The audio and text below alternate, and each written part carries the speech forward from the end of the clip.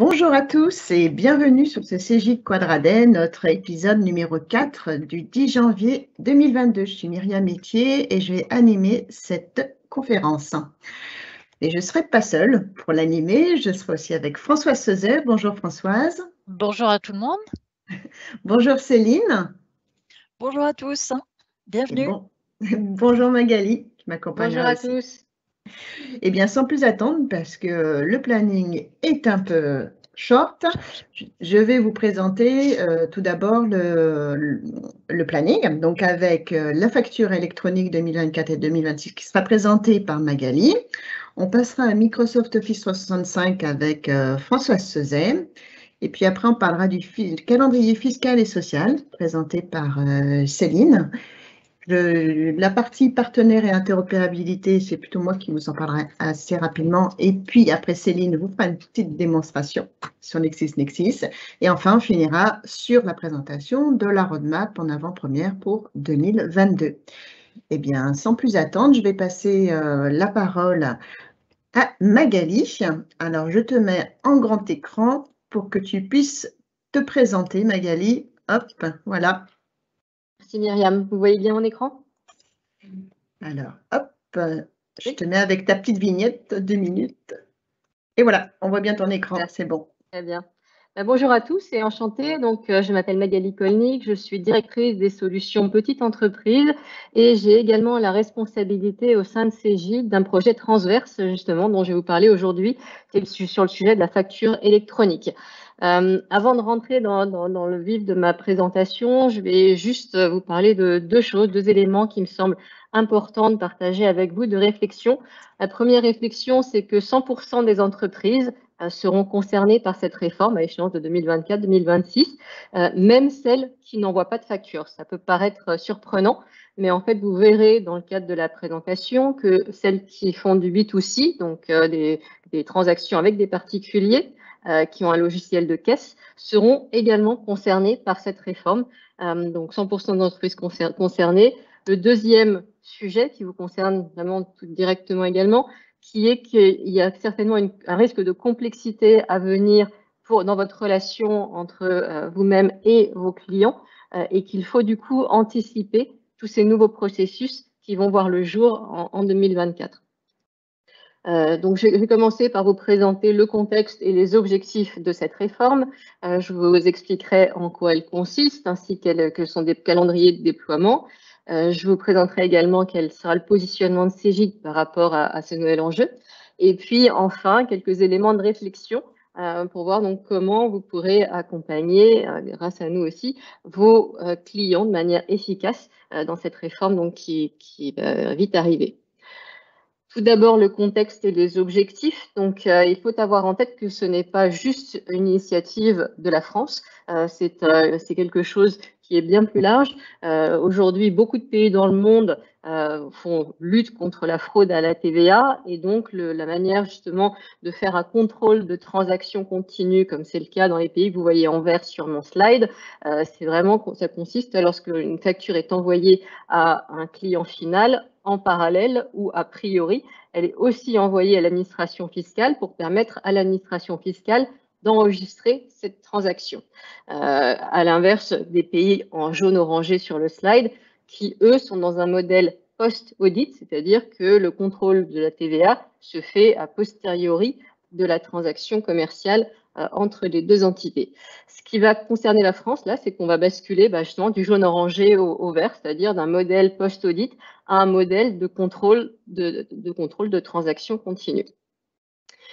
Alors, ceci arrive, mais de manière progressive, en fait. Ça a commencé en 2013, la facture électronique, avec la reconnaissance, justement, de la facture électronique comme un original de facture. Puis, en 2017-2020, on a eu donc l'obligation pour les fournisseurs de l'État et des collectivités locales de passer sur Chorus Pro. Chorus Pro, donc, étant la plateforme de l'État, donc pour toutes les transactions qu'on appelle B2G, Business to Government, donc pour toutes les transactions vers l'administration, c'est une obligation. Et puis, à échéance 2024-2026, la prochaine étape, donc c'est pour les transactions B2B, donc les transactions entre entreprises, et pour les transactions également B2C, donc vers les particuliers, où là, plus de 20 milliards de transactions factures vont être concernées par cette réforme. Donc, à échéance 2024, toutes les entreprises vont se retrouver concernées par cette réforme. Les types de transactions et le périmètre géographique, donc comme je viens de le mentionner pour B2G, c'est déjà en place. Et donc, le périmètre de la réforme concerne ces 4 rectangles ici. Donc, tout d'abord, une obligation d'échange de factures électroniques en France en B2B.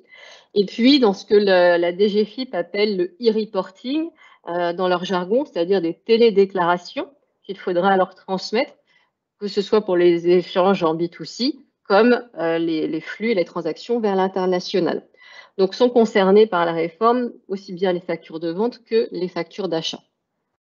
Derrière cette réforme, la DGFiP a 4 objectifs qui sont donc listés ici.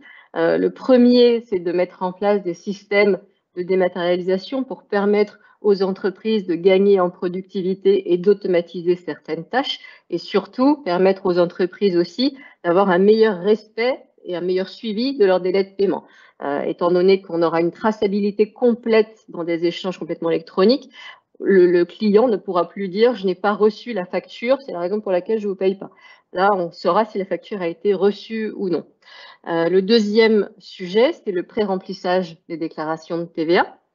Le troisième point qui, à mon sens, est quand même la priorité numéro 1 de l'État, même s'il le met pas en numéro 1, c'est quand même l'amélioration de la détection de la fraude, qui chaque année pèse pour plus de 15 milliards d'euros dans les comptes de l'État français.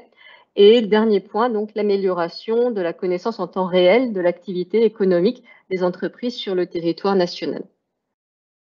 Alors, quelques mots maintenant sur la réforme.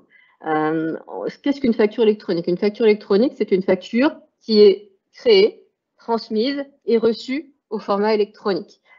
Clairement, une facture qu'on recevrait en papier et qu'on numériserait, c'est une facture dématérialisée, mais ce n'est pas reconnu comme telle comme une facture électronique. Une facture électronique, on doit pouvoir garantir l'authenticité de son origine, l'intégrité de son contenu et sa lisibilité. Aujourd'hui, pour ce faire, certaines entreprises envoient des PDF par email. C'est tout à fait autorisé. Demain, avec cette réforme, ce ne sera plus du tout possible. Et je vais expliquer pourquoi, parce qu'il y a deux choses essentielles, 2 éléments essentiels qui vont changer. Premièrement, il y aura un nouveau format de facture qui sera imposé. Donc, 3 formats sont acceptés. Des formats qu'on appelle des formats structurés, c'est-à-dire des formats qui comprennent des données, notamment dans un fichier qu'on appelle donc XML, d'un point de vue technique. Ces fichiers, justement, permettront de faire le e-reporting, c'est-à-dire la transmission des télédéclarations à l'administration fiscale, pour permettre à l'administration fiscale d'avoir cette visibilité sur les échanges entre les acteurs économiques. Donc, 3 formats sont acceptés. Le premier, c'est le format FactureX, dont vous avez peut-être déjà entendu parler. Donc, il s'agit d'un format PDF qui, en pièce jointe du fichier, encapsule justement un format de données structurées.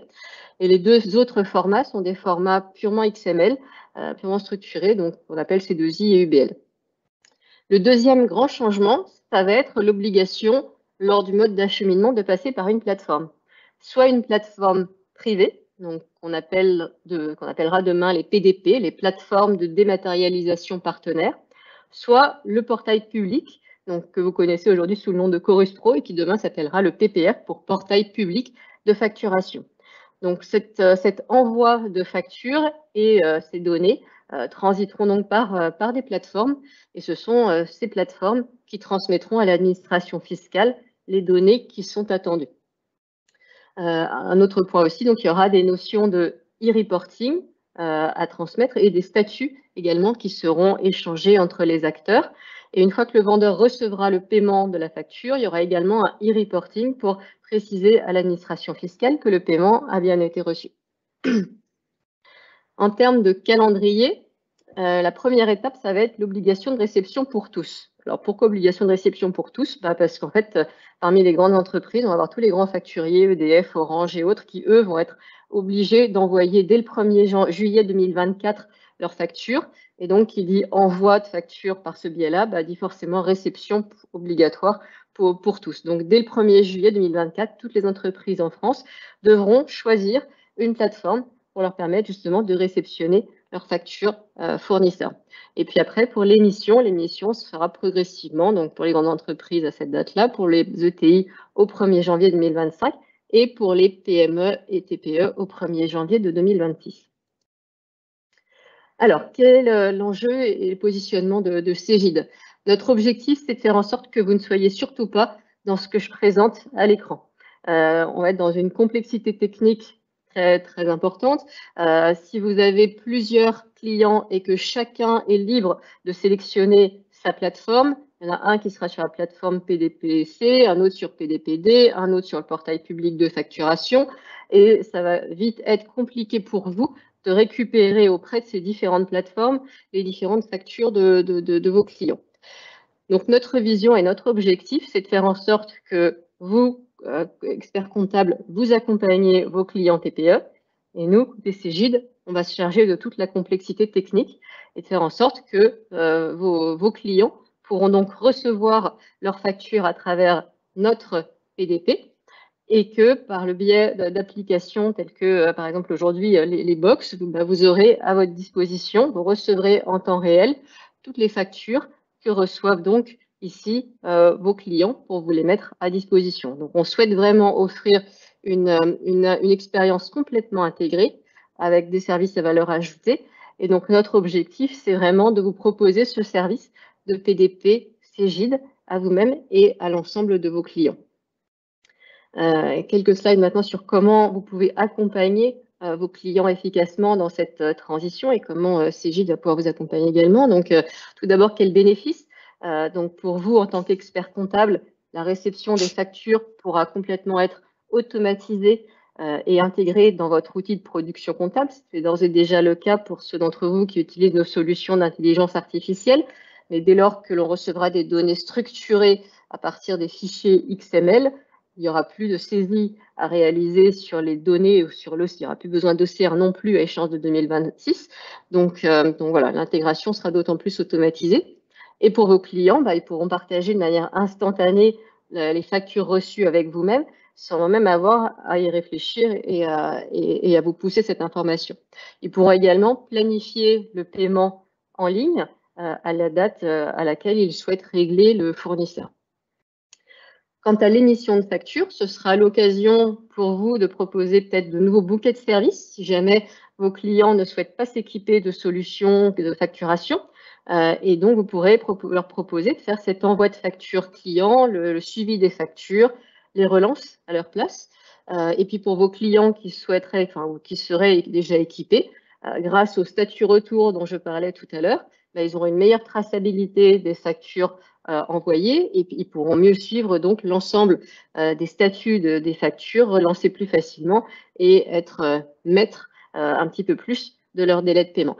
Donc en conclusion, une meilleure collaboration entre vous-même et vos clients et puis un meilleur respect des délais de paiement parce qu'on sait qu'aujourd'hui, plus d'un quart des banques, si je suis désolée, plus d'un quart des faillites, pardon, sont dus justement à de mauvaises gestion des délais de paiement, mauvais respect des délais de paiement. Donc 2024, c'est demain. On a 4 millions de TPE à accompagner sur 2 ans. Donc, il faut absolument anticiper. Ce n'est pas au 30 juin 2024 qu'il faudra migrer ces 4 millions de clients. Donc, anticiper, qu'est-ce que ça veut dire? Ça veut dire déjà redéfinir la manière de collaborer entre l'expert comptable et la TPE, former vos collaborateurs à ce qui va arriver, mais aussi réfléchir à l'organisation de demain et à leur métier de demain. Donc, commencer à réfléchir aussi à mettre en place des processus de réception de factures en vue de 2024, du 1er juillet. Donc, choisir la plateforme de réception, voir aussi comment on réceptionnera les factures des grands facturiers, gérer cette mixité entre le papier et l'électronique qui va perdurer jusqu'en 2026. Et puis, à échéance pour être prêt pour l'échéance de 2026 pour les TPE et les PME, mettre en place justement le processus de facturation et de e-reporting. Donc, vérifier que dans les outils, on a bien 100% des mentions légales obligatoires, notamment par exemple le numéro de sirène ou de siret du client. Choisir quelle sera la plateforme d'émission et une solution de facturation conforme. Voilà, donc un gros challenge à venir pour pour les 2 années et demie à venir. Et donc, Cegid est là pour vous accompagner. Et j'ai juste un dernier slide sur une réflexion justement sur votre transformation de demain. Comme je le disais, la saisie, voilà, l'OCR et la saisie n'auront plus de valeur puisque tout sera de manière automatique.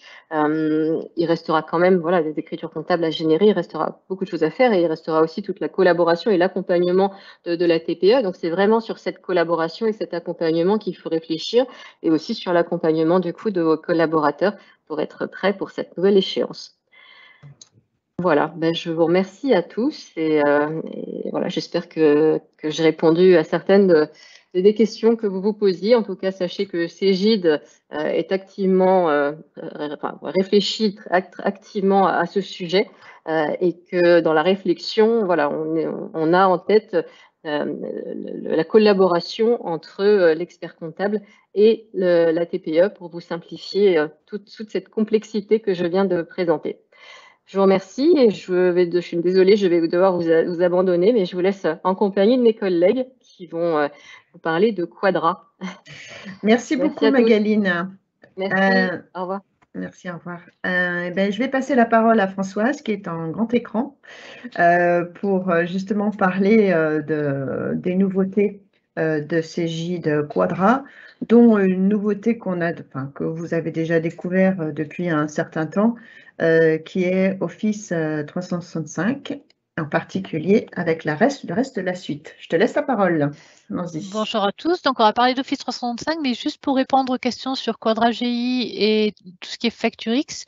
Effectivement, c'est déjà intégré dans Quadra GI et effectivement, on le rentrera dans le roadmap tout à l'heure, mais il y aura des aménagements dans le produit courant 2022.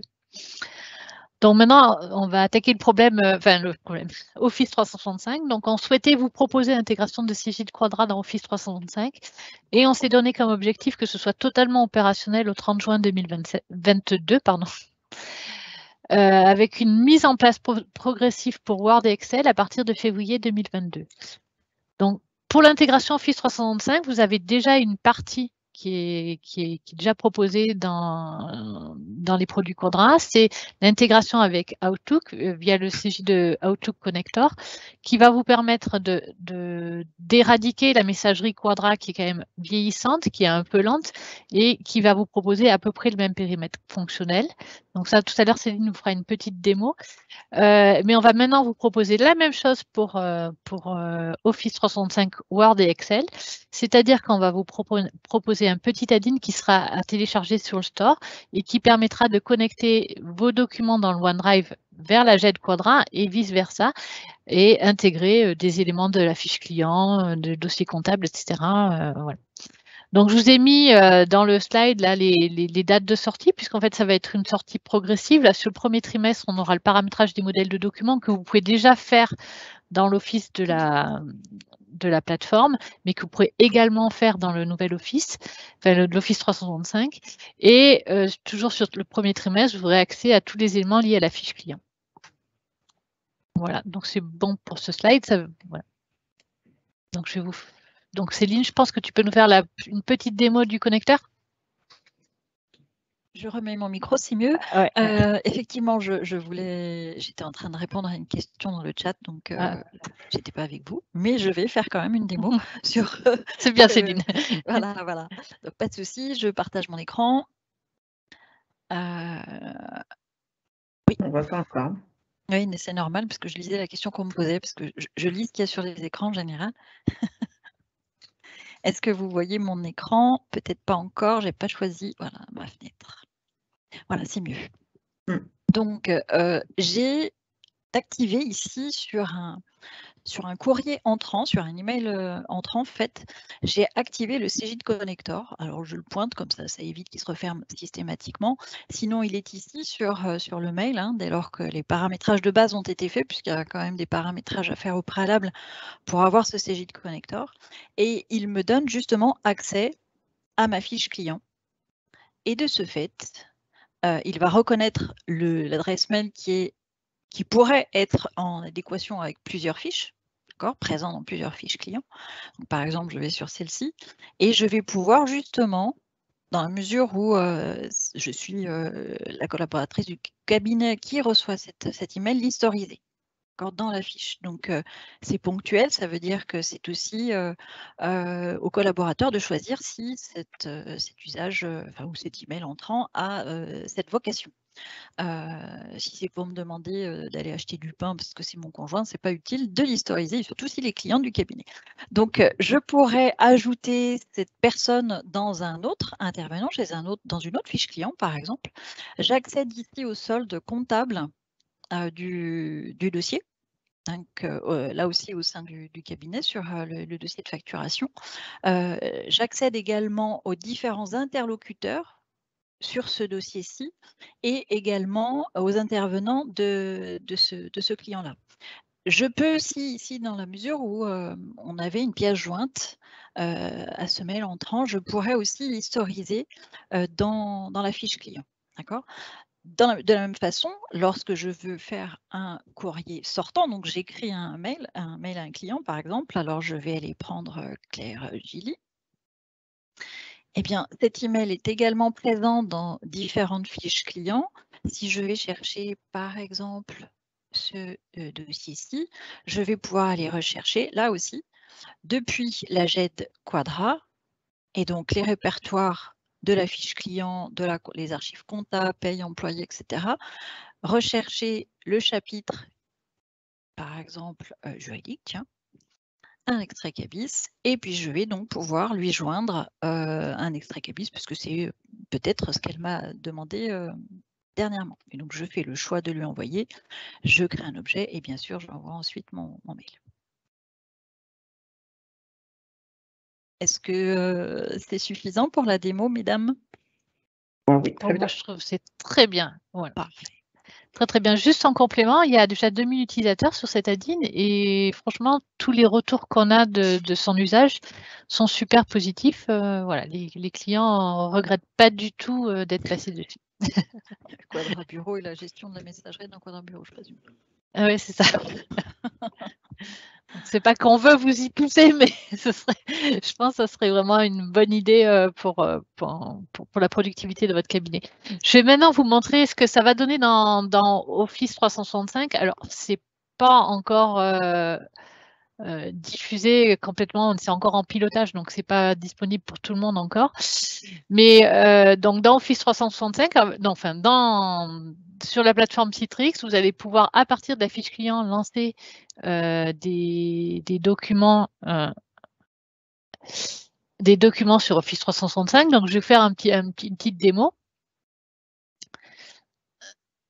Donc, le temps de charger la fiche client. Voilà les documents. Donc, je vais prendre... J'en ai mis pas trop pour pas me perdre. Voilà, donc là, j'ai ce document qui est dans la fiche client. Donc, en fait, avant, quand on double-cliquait, on ouvrait l'Office de la plateforme. Là, maintenant, quand je vais double-cliquer, en fait, il va... Est-ce que j'ai double-cliqué au moins? Oui. Il va télécharger mon document sur le OneDrive, d'accord? C'était ouvert dans une autre fenêtre. Il va télécharger le document sur le OneDrive et me l'ouvrir donc dans Office 365. Donc là, c'était le document qui était dans ma fiche client. Maintenant, je vais pouvoir ouvrir le CJ de connecteur aussi, pareil que pour la DIN Outlook. À noter qu'on s'est calé sur les mêmes ergonomies. Donc, en plus de ça, il y a un fonctionnement très homogène. Hein. Donc, voilà, donc je vais me connecter.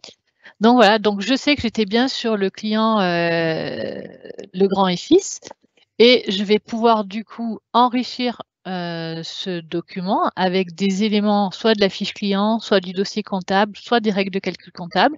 On va aussi vous proposer des éléments liés à l'employé ou des éléments liés aux états de synthèse, enfin l'alias. D'accord? Donc, par exemple, ce document me va bien, mais j'ai oublié de marquer le nom du collaborateur qui signe. Donc, je vais aller dans la fiche du client.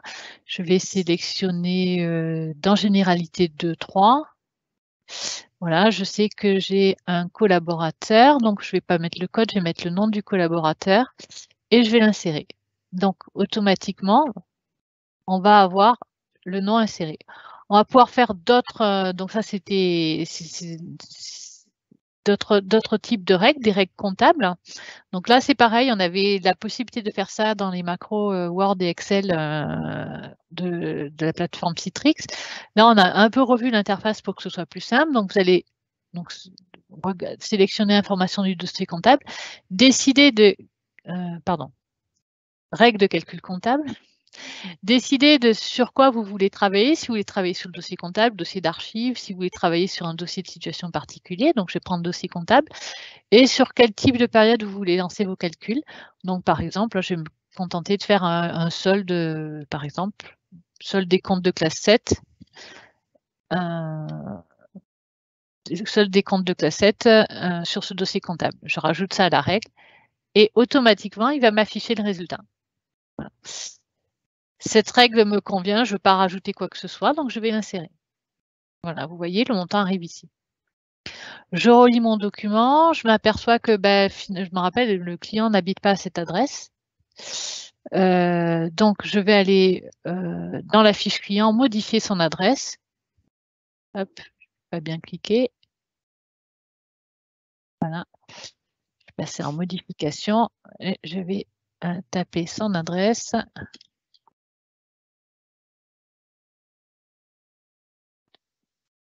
Puis, OK. Donc là, j'ai corrigé dans ma fiche client. Maintenant, je veux que les éléments reviennent ici. Donc, je vais retourner sur cette partie. Je vais dire, actualise-moi les données. Donc, je fais ça, mais ça aurait pu être des modifications dans la fiche client. Et on voit qu'automatiquement, le document est mis à jour. Je vais pouvoir le republier dans Quadra maintenant, puisque là, pour l'instant, je suis dans mon OneDrive. Et maintenant, je vais pouvoir le republier dans Quadra. Donc, par défaut, là, il va me proposer là où il est enregistré, mais on pourrait également l'enregistrer ailleurs si on souhaite l'enregistrer ailleurs. Donc là, voilà, c'est une attestation de conformité fiscale. C'est un dossier annuel. Hein, voilà. Maintenant, il est terminé. J'ai mis tous les éléments que je voulais. Donc, je vais le publier sur le web. Je fais suivant. Je vérifie où est-ce qu'il est enregistré. Valider. Voilà.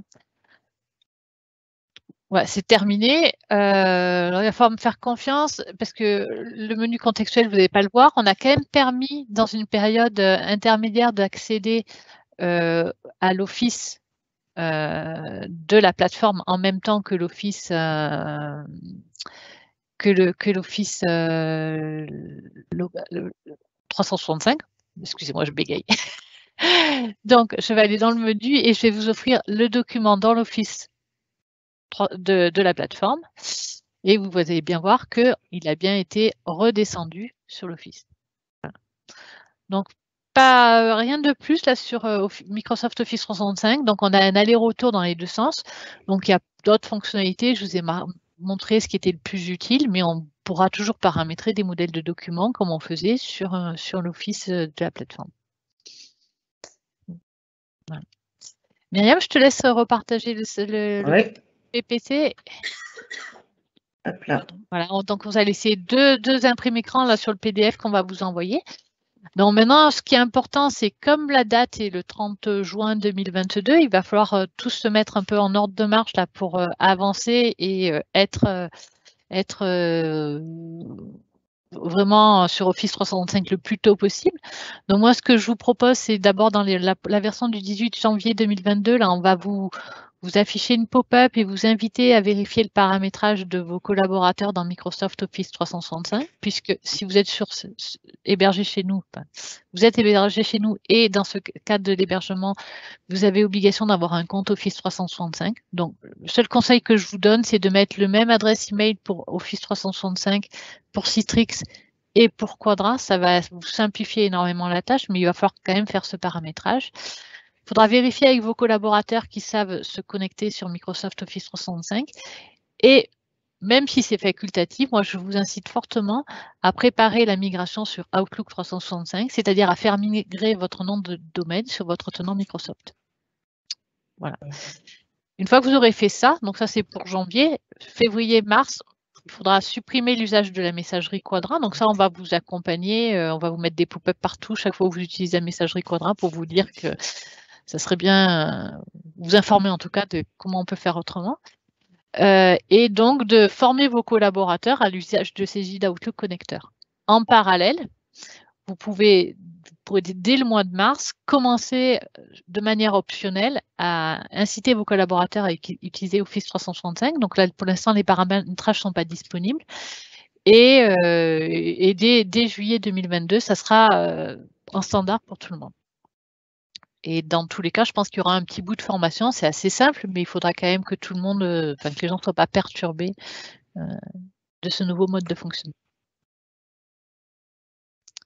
Voilà pour Office 365. Je ne sais pas si tu as vu s'il y avait des questions sur Office. Oui, une question sur la tarification. Ouais, sur la tarification. Donc, l'ADIN est en fait compris dans votre abonnement SaaS. Donc, il n'y a pas de surcoût. Ce qui peut être facturable, c'est des prestations complémentaires. Comme vient de l'expliquer Françoise, il est peut-être nécessaire d'accompagner un peu vos collaborateurs à l'usage de Outlook ou Office 365 connecté.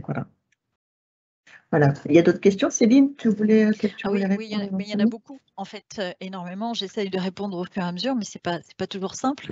Je pense que pour un mail qui proviendrait, par exemple, d'un interlocuteur qui ne soit pas présent dans la fiche client, on a la possibilité justement de dire, en admettant que je souhaite historiser le mail de l'URSSAF, puisque c'est l'exemple que l'on m'a demandé, on peut dire que je l'associe à une fiche client. Et de ce fait, historiser le mail de l'URSSAF dans la fiche client, même si je n'ai pas l'URSSAF en tant qu'interlocuteur, encore que je devrais l'avoir, hein, l'URSSAF, surtout si j'ai du social, mais en tout état de cause, s'il n'est pas créé en tant qu'interlocuteur au sein de l'entreprise, de la TPE, dans la fiche client, vous pourrez quand même historiser le mail.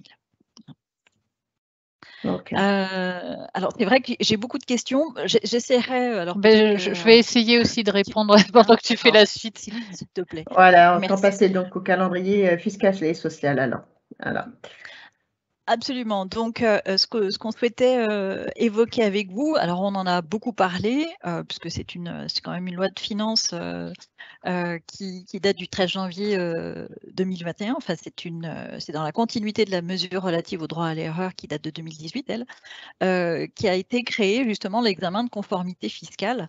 Et je vais vous montrer justement comment ça va se mettre en place dans Quadra, et où vous pourrez vérifier justement ces paramétrages à réaliser.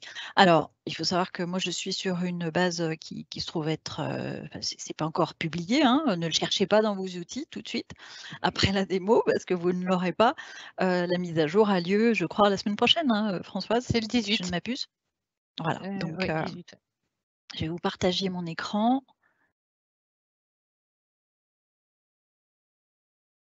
Est-ce que vous voyez mon écran? Je n'ai pas l'impression que ce soit le cas. Voilà. C'est bon. Très bien. Donc là, je suis arrivée sur un dossier, un BNC, peu importe, hein. Je vais aller dans la fiche client déjà dans un premier temps pour vous montrer le premier paramétrage qui sera à effectuer, notamment ici dans le régime fiscal où il vous sera amené l'examen de conformité fiscale avec des dates. Alors, il n'est pas forcément nécessaire de les renseigner, mais c'est plus si votre client a des dates en dehors de l'exercice fiscal. Et ici, il faudra indiquer, alors ce sont des prestataires, puisqu'en réalité, ce sont plusieurs interlocuteurs peuvent faire cette ECF, les avocats, les centres de gestion, les experts, dont vous faites partie. Et puis, j'ai perdu le quatrième, peu importe. Enfin, en tout état de cause ici, vous retrouverez justement les différents interlocuteurs qui sont en capacité de faire cet examen fiscal. D'accord? Ça, c'est le premier paramétrage à faire. Ensuite, en termes d'édition, vous allez aller dans vos états de synthèse et on retrouvera naturellement, par exemple ici, dans Malias, alors c'est pareil, hein, ce que j'ai à l'écran, on a mis en place déjà la première mouture, hein, de l'alias. On ne vous l'a pas encore présenté. Alors ce qui est en bleu, c'est justement ce qui diffère de ce que vous faisiez l'année dernière. Je vais y arriver. J'ai normalement pas. Je vais y arriver, hein, faire ce que je veux faire. Je vais en page suivante. Voilà. Ici, en fait, vous retrouverez le CF D'accord. Et en l'occurrence, normalement, le nom en face qui sera indiqué et on le retrouvera effectivement ici et sur le cabinet associé. Donc ça détermine déjà dans un premier temps qui fait cet examen. Ensuite, vous allez retrouver ici dans l'annexe fiscale, donc la partie également, je vais aller à l'essentiel ici aussi, hein, dans la 3030, puisqu'il s'agit de ce numéro de CERFA, où je fais page suivante, et vous allez là aussi remplir les 10 pages, puisqu'il y a 10 pages à renseigner qui vous concernent, avec des questions. Et lorsque je viens ici, je fais terminer, je n'ai pas fait édition, hein, vous voyez comme quoi, voilà, pourtant, si je fais terminer, je devrais l'avoir à l'écran. Non, il ne veut pas s'imprimer. Donc, mon petit bug passager, bien sûr. Et ensuite, bien sûr, dans ma préparation TDFC, on va retrouver donc l'annexe fiscale qui se trouve ici. Mais si vous deviez justement le faire de façon indépendante à l'alias fiscal, puisque vous pourriez faire un examen qui ne soit pas un de vos clients, on va retrouver ici de façon indépendante, puisque vous pourriez, donc les dates de mise en œuvre de cette ECF, c'est au plus tard le 31 octobre de l'année du dépôt de la déclaration de résultat pour les exercices qui coïncident avec l'année civile, et dans les 6 mois suivant le dépôt de la déclaration de résultat dans les autres cas. Donc, et si effectivement vous la déposez en dehors bien sûr de l'alias fiscal, vous pouvez le faire ici de façon indépendante. Et on retrouve le CF ici. D'accord ? Je dis d'accord, mais en même temps, vous ne pouvez pas me répondre, donc ça va être compliqué. On est tous très sages, tu sais. Oui, nous on écoute attentivement. Ok, est-ce que tu peux remettre s'il te plaît le... J'en ai terminé avec le CF. Hop là, voilà, c'est bon. Alors on a souhaité également mettre ici la partie calendrier. Vous retrouvez, parce que je présume que le support va être présenté aux clients, hein, enfin va être déposé à nos clients. Vous aurez un clic droit à faire sur ce lien, puisqu'il amènera directement à la cabine. Alors j'aime pas parce que c'est un terme anglais, donc pardon. Au calendrier fiscal. Voilà, au calendrier fiscal. Donc on a souhaité quand même les mettre ici pour donner la date limite. Puisque on a les synopsis mis à disposition pour les éditeurs de la part de la DGFiP, mais on est en attente quand même du cahier technique, du cahier des charges techniques définitifs de la DGFiP pour pouvoir produire. Alors c'est la date limite, mais on pourrait probablement les fournir avant si le cahier technique nous parvient bien sûr avant de la part de l'administration. Alors, on a voulu évoquer aussi, durant cette présentation, la plaquette personnalisée et la confidentialité, du coup, dans Quadra état de synthèse. Donc, du coup, je suis désolée, j'aurais peut-être pu garder la main pour moi.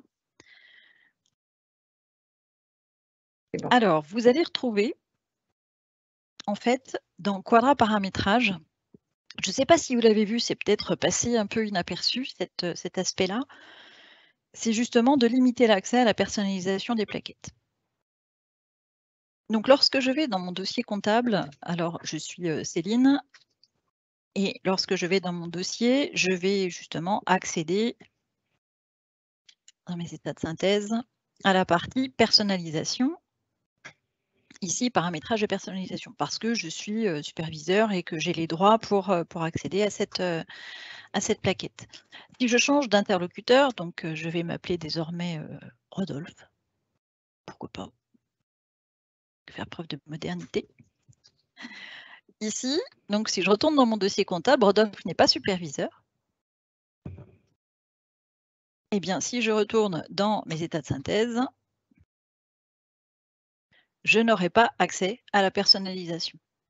D'accord, donc en fait, ce menu est fait justement pour qu'une seule et unique personne, voire peut-être 2 ou plusieurs au sein du cabinet puissent le faire, mais en tout état de cause, pas forcément tout le monde.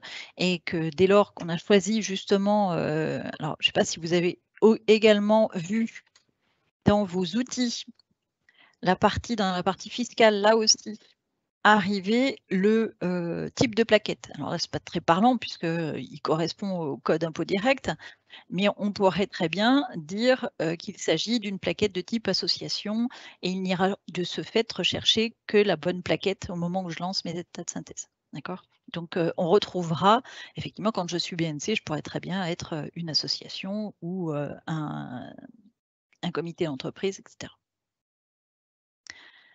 Voilà pour la partie personnalisation et donc personnalisation des plaquettes, pardon, et le fait que justement dans Quadra état de synthèse, vous ayez la possibilité de ne pas faire apparaître ce menu pour ceux qui ne sont pas habilités.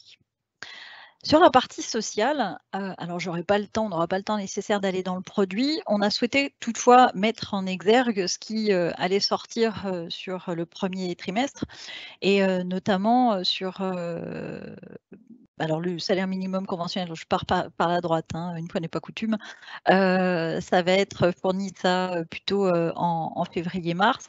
Les DSN régularisation des salariés sortis, là c'est semaine prochaine, l'évolution du module DSN pour gérer les cas, puisque c'est une attente de l'administration pour les blocs de régularisation des salariés sortis. Le cahier technique de la DSN 2022 sort le 25, hein, c'est le GIP DSN qui le fournit le 25 janvier, donc vous l'aurez de ce fait ce jour même, hein, ce jour-là. Pour le transfert d'établissement, désormais ce sera le même contrat et donc il y aura un impact sur les calculs d'exonération pour les régimes, donc l'ODEUM généraux, pour les taux allocation familiale, maladie, etc.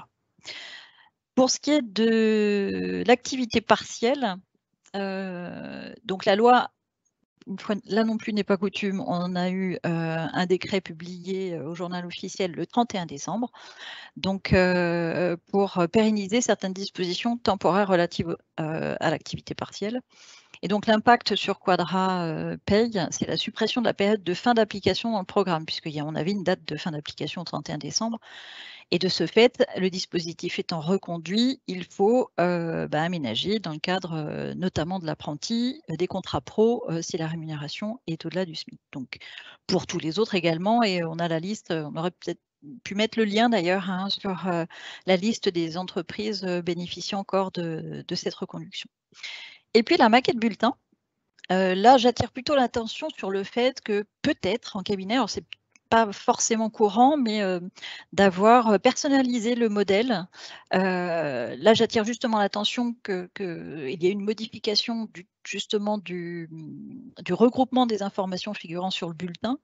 Donc là aussi, hein, arrêté du 23 décembre 2021. Et il datait le précédent de 2016. Donc, ils ont revu effectivement comment organiser les lignes des relevés, les lignes pardon, du bulletin de salaire. Et de ce fait, il faudra appliquer cette modification sur le modèle que vous avez au sein du cabinet. Alors, si vous avez dans vos outils, dans vos dossiers maintenu ce qu'on vous proposait et vous n'avez pas forcément personnalisé. On a eu beaucoup de demandes, notamment dernièrement, sur des compteurs, comment mettre en place des compteurs RTT ou bien mettre des logos. Et de ce fait, on sort du modèle fourni par Quadra et peut-être qu'il faudra refaire ces paramétrages. Voilà pour la partie sociale.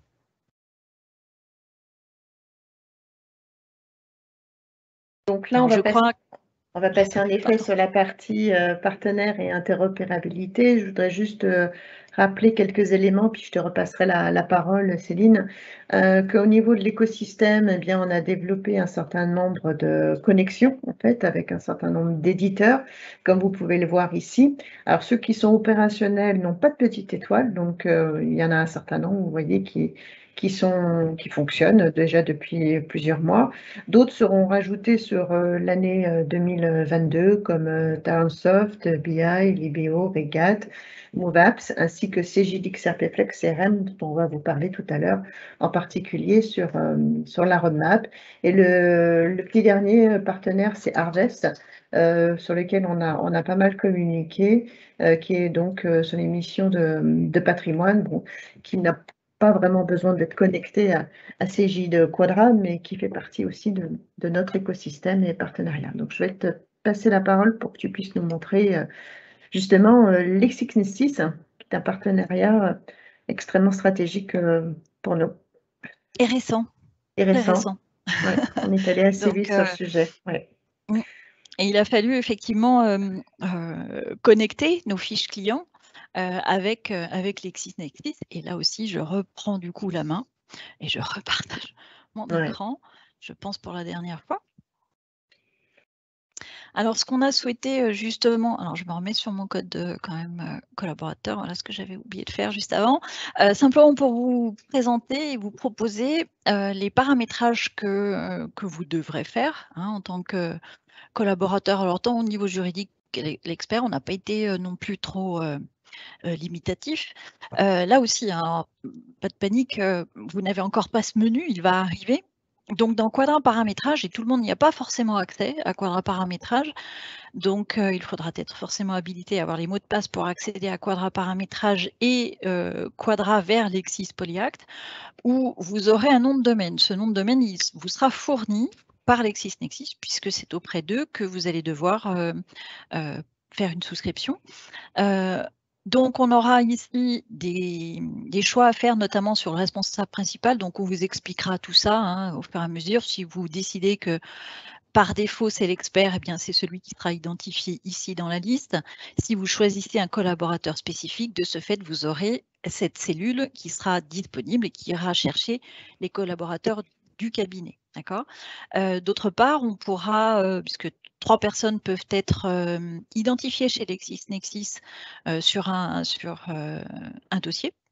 Donc, en tant que responsable, collaborateur ou autre, donc nous, on a pris responsable et collaborateur et on est allé justement indiquer quelles étaient les personnes qui allaient être rattachées au dossier chez LexisNexis. On a un paramétrage également à opérer ici, notamment sur les fonctions. Sur Quadra, la liste des fonctions, c'est une table libre et on s'est aperçu, lorsqu'on a fait le mapping, quand on s'est parlé entre nous, on s'est aperçu qu'on n'avait pas forcément les mêmes appellations. Pour autant, toutes les fonctions qui sont ici répertoriées chez vous ne sont pas forcément similaires ou qui demandent un code chez LexisNexis. Par exemple, le conjoint collaborateur n'a pas de correspondant chez Lexis. Donc, ils n'ont pas besoin d'avoir cette notification en termes de collaborateurs. Donc, je ne mets rien en face. Tout n'est pas à renseigner. Mais bon, tout ça, on vous le redira bien sûr quand on va vous former. On a souhaité justement garder cette vision un petit peu dans Quadra Paramétrage, ne serait-ce que pour avoir, par exemple, le nombre de dossiers pour lequel vous faites du juridique avec Lexis. Et vous pourriez exporter cette liste sur Excel pour voir si la facturation colle. C'est toujours important de savoir si les dossiers sont bien en adéquation avec ce qu'on vous facture. Alors, plusieurs façons d'initialiser, j'en bafouille, vos dossiers, c'est-à-dire qu'ici, je pourrais prendre ce dossier-ci et initialiser, c'est-à-dire créer dans LexisNexis la fiche auto-école Jean-Luc SRL. Donc, si je viens initialiser le dossier ici, on me pose la question. D'accord. Alors, je ne vais pas le faire puisque je souhaiterais vous montrer qu'en réalité, vous pouvez le faire également de la fiche client. Et en l'occurrence, lorsque je vais passer par Quadra Bureau. Dans ma liste de clients, j'aurais pu y aller, vous allez me dire, par la fiche, par la mire Quadra, naturellement, mais je décide de venir ici, accès à la fiche client, et en fait, dès lors qu'un dossier se trouve sur LexisNexis, vous aurez ici initialisé. D'accord. Alors, si je vais, sur un dossier qui a été initialisé, Céline fait les choses correctement. Voilà. Ici, par exemple, vous avez justement ce dossier, j'aurais dû vous le montrer précédemment dans ma liste dans Quadra Paramétrage, c'est-à-dire que ce dossier a été justement initialisé et on le sait désormais que ce dossier est sur LexisNexis. Et que si vous souhaitez justement mettre à jour la variable ou la donnée sur le juridique ici, on a un changement de dirigeant, un changement d'associé, un nombre de parts qui a été modifié, vous pourrez donc actualiser le dossier Lexis ici. Je retourne sur mon dossier 123 puisque je voulais justement initialiser le dossier sur LexisNexis.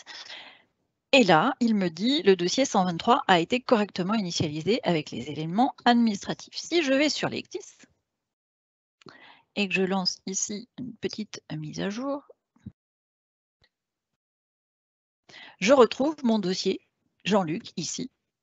C'est dommage parce qu'il ne me donne pas la date et l'heure à laquelle j'ai initialisé, parce que sinon vous allez me dire, oui, enfin, il était là avant. C'est pas vrai, il faut me croire sur parole. Il n'existait pas et je vais effectivement retrouver les associés qui sont dans Quadra et qui se retrouvent ici. Hein. D'ailleurs, si je retourne dans ma fiche client, hop, ici, j'ai bien le grand Pierre qui se trouve là avec 100% de ses parts et donc dans Lexis également. Alors, à savoir que lorsque vous ferez des actes dans LexisNexis, dans un premier temps, ce n'est pas forcément prévu sur la version 1, donc c'est vrai que le partenariat est assez récent et il a fallu quand même... On n'entend plus? Tu as mis le mute Oui, c'est de ma faute. Je disais que le fait qu'on ait eu à faire cette connexion assez rapide, tous les actes que vous allez faire sur Lexis Polyact vont vous être retournés, c'est-à-dire au collaborateur qui est associé justement à cette fiche, au fait que vous ayez initialisé le dossier. On a un collaborateur auquel il faudra forcément adosser une adresse mail valide. Il recevra les documents produits sur LexisNexis en pièce jointe d'un mail. Et comme on l'a vu tout à l'heure sur Connector, avec l'Office Connector, on va pouvoir justement appeler la fiche client et aller sauvegarder les pièces jointes justement dans la fiche client du dossier dans lequel LPA aura fait ses actes. Voilà. Merci Céline. On va passer à la roadmap 2022 qui va être présentée par moi-même et Françoise. Alors juste avant de détailler un peu la planification de cette roadmap, on voudrait vous signaler que justement on a refondu notre roadmap en fonction de la chaîne de production comptable, en particulier en fonction, je dirais, de la collecte, la comptabilité, la révision et la restitution, et que pour chacune de ces étapes, eh bien, on a fait des initiatives pour améliorer l'expérience client, ou alors la productivité de nos applications. Et ce que vous voyez dans l'écran justement en rouge sera donc principalement des produits qui seront rajoutés ou connectés et qui vous seront utiles dans les différentes phases de la chaîne de production. Donc, sans plus tarder, je vais passer la parole à Françoise qui va vous expliquer un peu les grands jalons de cette année 2022. Alors, les grands jalons s'inscrivent effectivement dans les initiatives que vient de vous présenter Myriam. Mais on a également d'autres sujets. Donc, le premier sujet qu'on a vu aujourd'hui, c'était l'intégration Office 365, qui va être vraiment un fil conducteur et qui va être très important sur les 2 premiers trimestres. Le légal, ça évidemment, donc c'est pour ça qu'il est vraiment en haut de la ligne, puisque c'est très important, avec toute une partie sur e-facture sur le 3e trimestre, et également un gros travail de sécurisation et d'élimination de la dette technique pour assurer la qualité du service sur la plateforme. Et dans ce travail qui normalement vous ne le voyez pas, mais il y a quand même quelque chose que vous allez pouvoir bénéficier de manière très, très concrète, c'est la sécurisation de l'accès aux documents. C'est-à-dire qu'on va supprimer l'accès aux documents par l'explorateur Windows afin d'éviter que n'importe qui puisse y accéder. Et donc, les documents ne seront accessibles qu'à partir des logiciels, donc dépendront de la confidentialité associée au logiciel. Pour le reste de la roadmap, donc on reprend donc ce que disaient les axes de Myriam. Donc, le premier axe, c'était optimiser la collecte. Donc, pour optimiser cette collecte, on va travailler sur Conciliator, notamment sur le premier trimestre, on va vous permettre d'accéder à la pièce jointe et puis le deuxième trimestre à l'analytique et plus tard à la confidentialité. Si vous ne souhaitez pas bénéficier de l'intelligence artificielle et que vous voulez rester sur Saisie Imagebox, on va quand même faire évoluer Saisie Imagebox avec deux points qui vont être traités.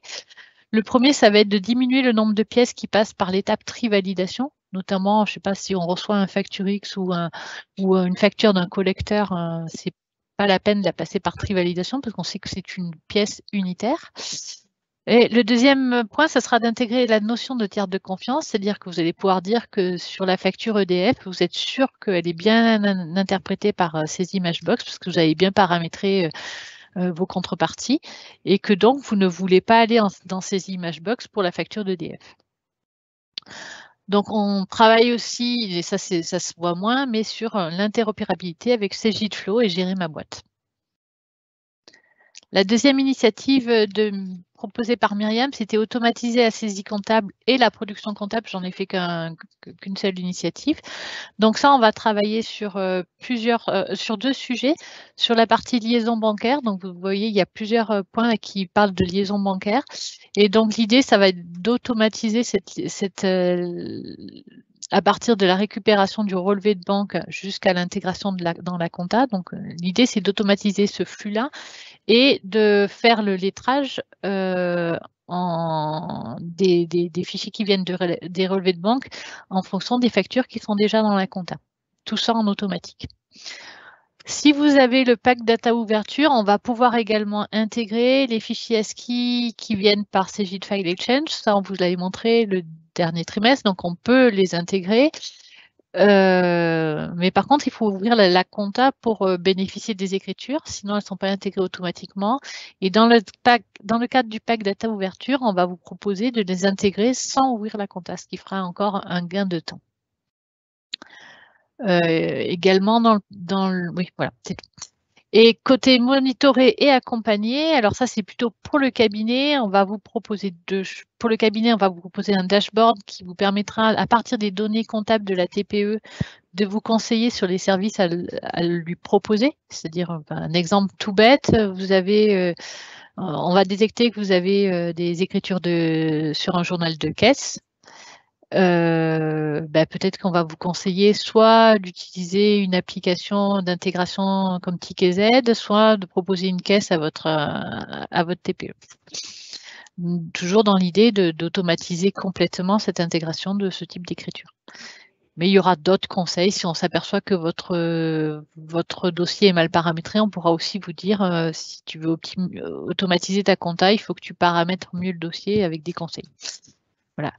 On a également, alors hors initiative, mais plus générale, puisque ce n'est pas directement lié à la production comptable, au niveau du cabinet, on va vous permettre d'exporter les documents archivés dans les états de synthèse sur votre machine en local via Cegid File Exchange, afin que vous puissiez les exploiter dans une GED locale ou dans une GED partenaire. Nous allons également enrichir les packs API, toujours pour que vous puissiez enrichir votre écosystème. Et pour les clients qui ont souscrit le pack data ouverture, toujours vous pouvez faire des requêtes multibases dans Cegid Data Access, ce qui n'est pas le cas à l'heure actuelle. Toujours côté Interop, on va travailler pour encore mieux adresser l'offre Cegid Relations bancaires.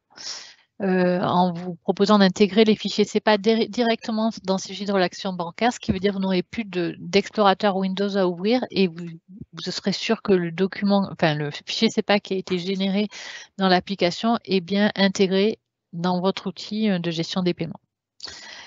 Voilà, et également, on va vous proposer d'ouvrir les dossiers pour les clients qui sont déjà sur Loop, partiellement sur certains dossiers comptables. On va vous proposer via la GI Quadra, la liste client ou bureau, d'ouvrir directement la compta de Loop sans passer par un navigateur. On va faire la même chose avec Cegid Profession Libérale dont a parlé tout à l'heure Myriam. Et également, pour finir, on va vous proposer de plugger la GI Quadra avec le CRM de XRP Flex. Donc là, du coup, vous allez avoir une GI très complète qui pourra faire des devis et qui pourra vraiment gérer votre relation client. Bien, voilà, je crois que j'ai tout dit. En effet, Cegid XRP Flex CRM sera lancé donc en février avec quelques pilotes. Donc, ce sera un outil CRM complet qui permettra de suivre vos prospects, vos clients, de faire des devis, les transformer en clients avec une intégration au départ, initialisation de ce CRM avec fichier appel au départ et puis plus tard avec une synchronisation comme l'indique la roadmap de Françoise. Et Cegid de Profession Libérale, c'est une des dernières solutions dont nous avons fait l'acquisition, qui est destinée aux professions libérales, comme ça son nom l'indique, et qui pourra être diffusée par les experts comptables en marque blanche auprès des clients, de vos clients finaux. On reviendra vers cette nouveauté plutôt à la prochaine session de Cegid de Quadra trimestrielle. Et justement, pour faire la liaison, la prochaine intervention, ça sera le 22 avril, notre prochain CJ de quadratet trimestriel, le 22 avril. Et comme d'habitude, vous avez été très nombreux encore aujourd'hui. N'hésitez pas dès maintenant à vous inscrire. Je sais pas si la date du 22 avril sera tout de suite disponible, mais c'est tout le temps le même lien. Donc, enregistrez-le dans votre favori et vous aurez ainsi toutes les présentations des prochains trimestres et vous aurez l'occasion de vous inscrire de manière systématique. On vous remercie tous pour votre écoute et votre fidélité, puisque j'ai l'impression que ce nombre ne faiblit pas de trimestre en trimestre et on vous souhaite une très belle année et bonne santé pour vous et vos proches. À bientôt. Très bonne année à tous. Merci beaucoup, bonne année, à bientôt. Merci.